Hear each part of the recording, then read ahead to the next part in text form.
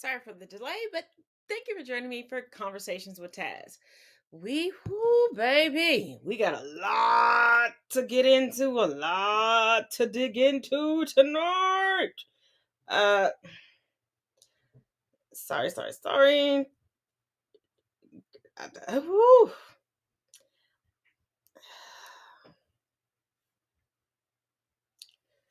Before I get into my notes, because there are videos that go along with my notes, let's start with the videos that we have.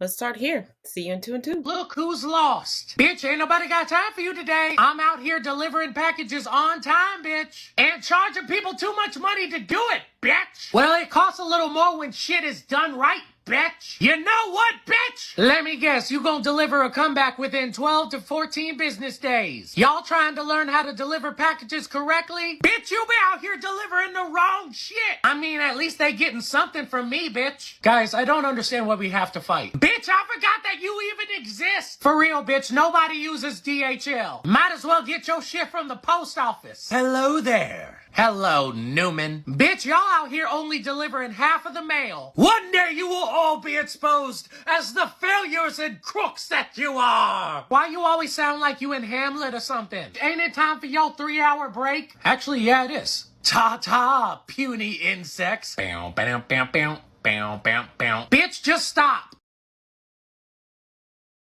I never really noticed casual racism until I hired a black man as a waiter at my restaurant. I live in a fairly white town. Our craft beer restaurant has had a following since we opened. Our demographic tended to be older white men, but recently we've attracted the millennial crowd in increasing numbers. I became the front of house manager about 2 years ago. I hired the crew we have currently and they have amazing chemistry with each other and customers. Last fall I hired a young African American man. I wouldn't say his race was even consciously considered by me, and he has been by no means incompetent in his job. There are occasional reminders and constant gentle pressure given towards certain areas of improvement, but that's how it goes with all of my staff. However, complaints about his service have been disproportionate compared to all our other servers. Example, that kid over there is talking to someone when he should be bringing our drinks. Well, okay, that someone is the business owner, and when I checked the ticket they had been waiting for their drinks for about 2 minutes. They got their drinks about 30 seconds later. Example 2, someone flagging me down about a server standing there doing nothing. It was him putting in a large order at our POS terminal. There have been about 6 or so instances of this in the past 2 months. And you know what's common about these complaints? They're all coming from boomer generation white men. Now there are issues such as a meal item being wrong, but those types of errors are almost evenly distributed across all staff. But these complaints about standing around, meandering, are always directed towards him, and when I check on the issue he's always doing something job-related. Hell, the guy has about a 100% record for coming in when called in or asked to stay late. He has a great work ethic. But Jesus fucking Christ, it's interesting and very sad to see some of the shit I'm sure many African Americans have to put up with.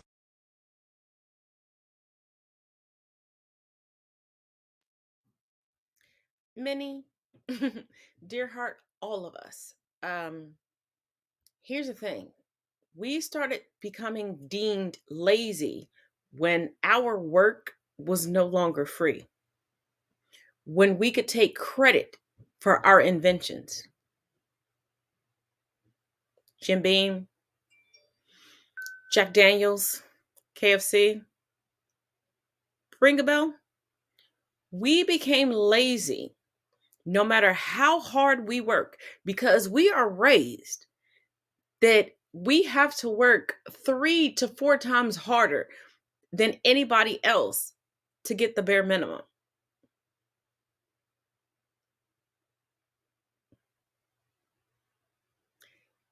And it's always the boomers and those that are predominantly raised by boomers, white boomers, that have this mindset that will tell us that racism is dead while simultaneously holding up the tropes from the white supremacy handbook.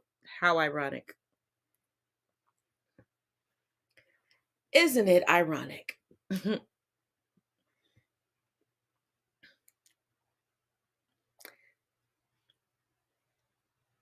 And let me give y'all just a quick story time. Last night, there is an open mic that pre-COVID I frequented, and because COVID restrictions are lessening, us regulars get together. Now, new people don't really tend to infiltrate the space, but from time to time we do have some new people and we welcome them. There was a white woman last night that went from trying to impress me to insinuating that I was trying to steal from her when she had passed a safe level of drinking. And her father, her mother, and even her dog was in the car. And I'm trying to tell her this, and I pick up her debit card to hand it to her.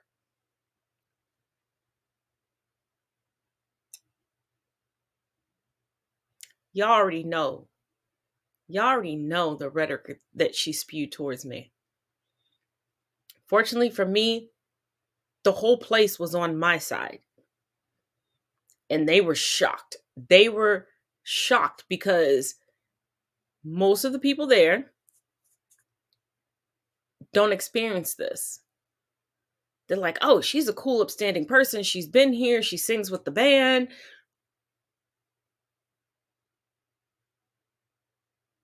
It's time for y'all to stop making cool videos saying, oh, I checked my aunt on Thanksgiving. But the next day you went shopping with her and didn't check her. You made excuses for her when she said fucked up shit to people while you were in the store with her. Like, there's a woman in my comment section right now. There's a pick me and there's a faux Irish person. And I know they're a faux Irish person because of their username. That are backing this woman still trying to speak over Black people and brown people and indigenous people around the globe because she's autistic. So am I. At no point am I prejudiced or bigoted, but she's being overtly racist and trying to center herself in a conversation regarding racism and trying to shift the conversation to ableism and telling us we don't understand her oppressions. White woman, what? White woman, please. Well, let's go to the next one. Stitch this with a fact so ridiculous you didn't believe it until you looked it up yourself. That First Nations and TSI people have not even been considered human in their own country until 55 years ago.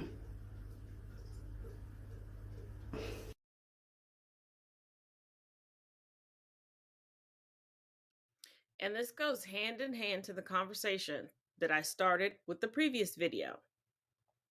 That these pick-me's that are like, oh, I'm First Nation, I'm indigenous, blah, blah, blah. We don't experience the same thing with it. Racism is racism is racism. And when I say that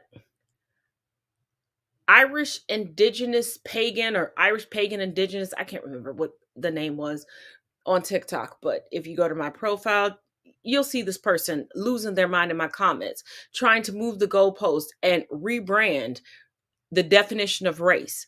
And I said, it doesn't matter how much you change the definition of race, it does not eliminate racism. And they're like, oh, in my country, it's not about race. Then it's not racism. If you're being discriminated against regarding other things, it's not racism. For some reason, y'all think that it's cool and it's trendy to cosplay racism and oppression.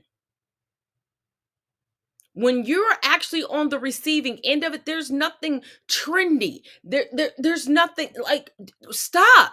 We know y'all like to culturally appropriate, but damn it. This ain't the gag you thought it was, boo. But let's carry on. Prove they're fully vaccinated and boosted. So if you're at home watching this and you're wondering how to do that, just contact your favorite Fox News reporter. They're all here, vaccinated and boosted, all of them.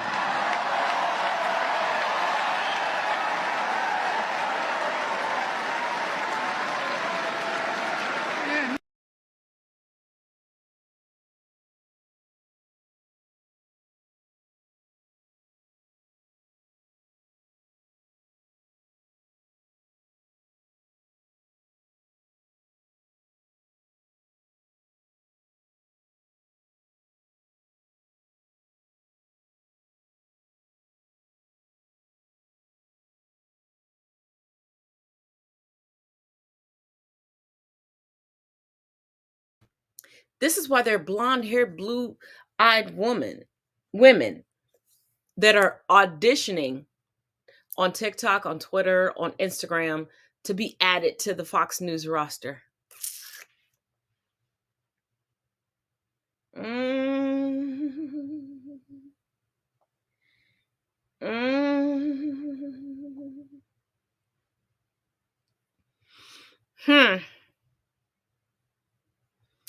But let's keep rolling through this shit show of a week, and it's only Tuesday. Let's go.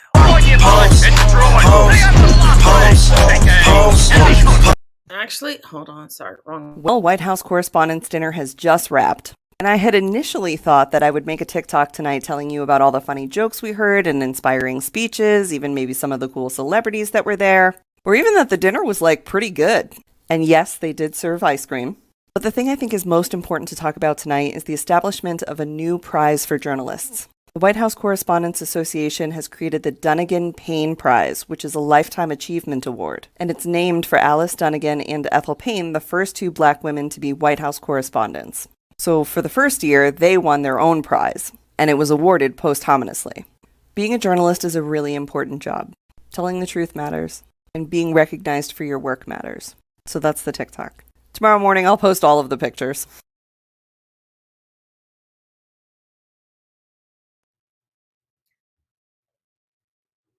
So tell me again that Black women aren't the blueprint.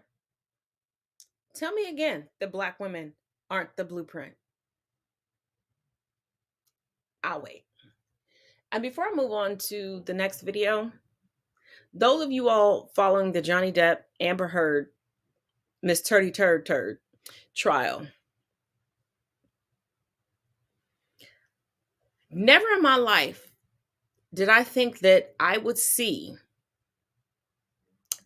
a medical professional risk it all for a celebrity that is not their current or future patient and lie. And before y'all come for me, go to Court TV, rewatch from today.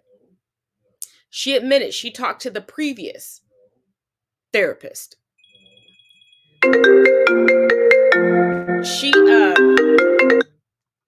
She talked, not only did she talk to the previous therapist,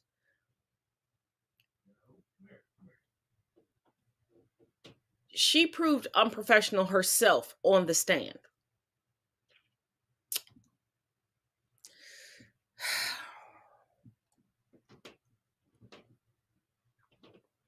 I ain't risking shit for a lie or a paycheck. Couldn't be me, but let's roll on.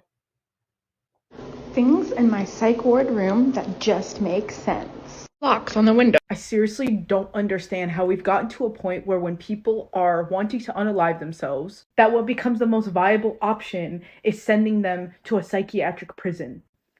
Being institutionalized is often so traumatizing for people and often ends up harming people more than it does helping them.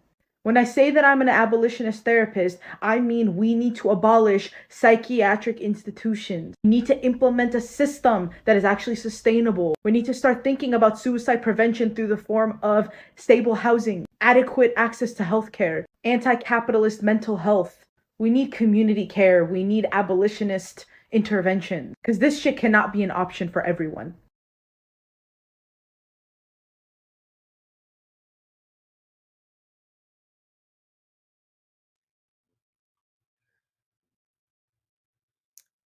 As someone that this has happened to, and someone close to me that this has happened to, it is utterly, utterly, utterly ridiculous.